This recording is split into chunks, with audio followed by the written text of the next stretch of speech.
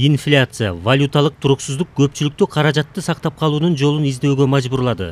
Долларга болгон суроо талаптын өсүшү чет элдик акча бирдигинин наркын жогорулатып жиберди. Бирок бул анын туруктуулугуна же мындан арыда өсүшүнө кепил болбойт. Андыктан алтынга артыкчылык бергендердин көбөйүшү бекеринен эмес. Баалуу металлдын наркы жылдан жылга жогорулап келатат.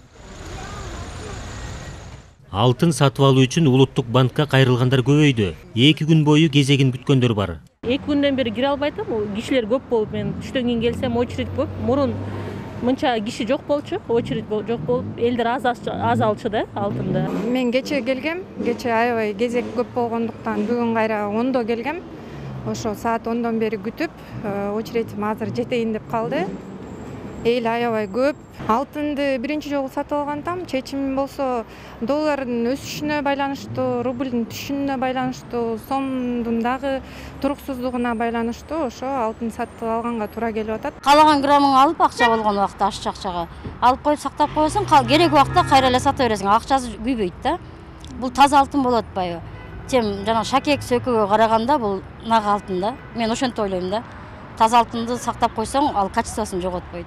Улуттук банк өлчөнгөн алтын куймаларын 2015 жылдан тартып сатыкка чыгарып келатат. Ал грамдап эсептелет. Ал эми быйыл 1 февралдан бери стандарттык же көлөмдүү куймалар сатыла баштады. Салмагы 10,5 килограммдан 13 килограммга чейин. Бирок суроо талап өлчөнгөн алтын куймаларына жогорулады. Улуттук банк 2015 жылдын 7 майынан бери 1 миллиард 100 миллион сомго 315 килограмм алтын саткан. Муну 7 жылга бөлүп эсептесек, ар бир күнгө 130 грамм туура келет. Ал эми 28 февраль менен 1 марттын ортосунда 2 күндө эле дээрлик 6,5 килограмм алтын 37 миллион сомго сатылды. Алар салмагы 1, 2, 5, 10, 31 жана 100 граммдык куймалар. Алтын куймаларга болгон суроо талап жогорулап кетти. Орточо эсеп менен күнүнө 30 же 40 адамдар келип, өлчөнгөн алтын куймаларды сатып алууда. Бул өлчөнгөн алтын куймалардын өзгөчөлүгү бул болсо, алтынды башка кардарларга сатса болот, башка коммерциялык банктарга да эле барып сатырса болот. Улуттук банктагы сөзсүз түрдө кабыл алат. Буга чейин мамлекет башчысы да өз кайрылуусунда жарандарга алтын сатып алууга кеңеш берип, анын наркы жылдап өсүп жатканын белгилеген. Каражатты алтынга салуу мүмкүнчүлүгүнө көңүл буруу абдан маанилүү. Биз алтын куймаларын каалаган санда сатып алууну өзгөчө жеңилдеттик. Ар бир валютанын куну качат, биздин алтындын гана баасы өсөт. Ошон үчүн акчасы бар жарандарыбыз улуттук банктан алтын сатып алыңыздар. 1 граммдан баштап 13 килограммга чейинки алтын куймаларын каалаган көлөмдө сатып алсаңыздар болот. Чек жок. Башка өлкөлөргө алып чыгып кетүүгө да чек жок. Эч кандай төлөмдөр да жок. Ушундай шарт түзүп койдук. Капиталыңарды кагаз акча менен сактагандан көрө алтын менен сактаңыздар. Ошол эле улуттук банк сактап да берет. Же ар ким кайда сактаса өзү билет. Алтын эч качан кунун жоготпойт. Каражатты алтынга айландырып сактоо тажрыйбасы дүйнөдө колдонулуп келатат. Баасы жогорулап жатканы жалгыз артыкчылык эмес. Алтынды кыймылсыз мүлккө салыштырмалуу тез сатууга да мүмкүн. Биздин президент туура эле мындайча багыт көрсөтүп атат бардык жарандарга. Чындыгында бул алтын деген мындайча айтканда баягы байыркы замандан бери өзүнүн артыкчылыгы бар. Баалуу металл деп турат, баалуу металл. Бул баалуу да. Бул эч качан мында срок көрмөсө өтүп кетпейт. Мындайча айтканда өзүнүн сапатын жоготпойт. Кандай болбосун, кайсы учурда болбосун, мисалы үчүн Советский Союз деген болгон өзүнүн валютасы болгон рубль деген ал жок болуп кетти. Ал валютада калмаган адамдардын көбү банкрот болуп калганын көргөм мен өз личный көзүм.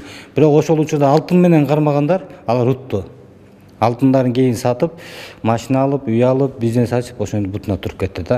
Андан тышкары эгер сизде алтыныңыз болсо, улуттук банкка барып сатып алсаңыз, аны коюп койсоңуз, бир күнү сизге жер буюму керек болсо, үй билдирге алып келсеңиз, жер буюм жасап берет. Узак мөөнөткө караганда, мисалы 3 жыл, 5 жылдык мөөнөттө карасак, алтындын баасы ар дайым көтөрүлүп келет да.